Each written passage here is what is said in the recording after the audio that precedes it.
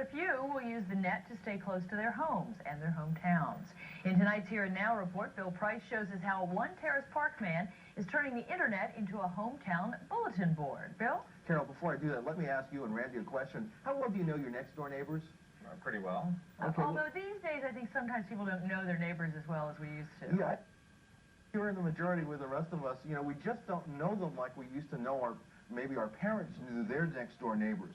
You know, we're busier than ever before, and we don't offer activities with our neighbors. But if you spend a lot of time on the internet, imagine what it might be able to do to bring you back home to find out about what your next door neighbors are doing or what's happening in your town.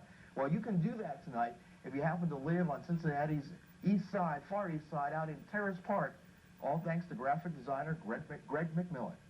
Graphic print business has been designing worldwide web pages for years.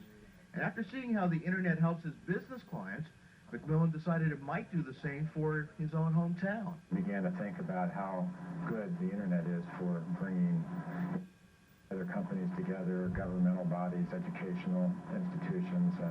I grew up in I've lived there now for a number of years, and it just seemed like a natural thing to do there as well. So last winter, Greg and his college-age daughter Stephanie started to design a Terrace Park webpage.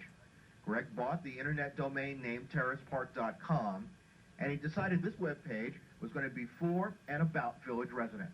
Make it an area where they could come together, share, find out what's going on in the village. At terracepark.com, you can find out about when local clubs meet, like the Girl Scouts or the Garden Club.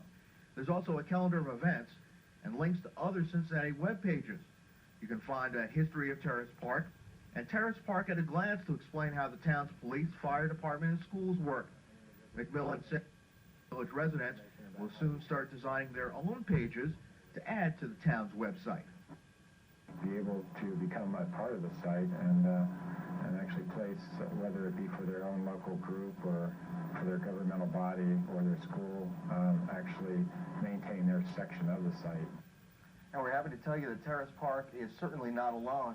There are dozens of other tri-state towns and cities that are represented on the web where government, business, or individuals like Greg McMillan have really been able to put their hometown on the World Wide Web.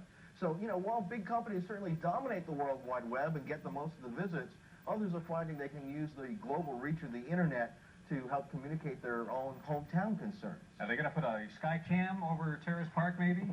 Well, we can suggest that and see what we can do about that, Randy. Not a bad idea. Well, it's only Friday evening, and already it's pretty clear this weekend's going to be a hot one. Right now, we're under a heat alert.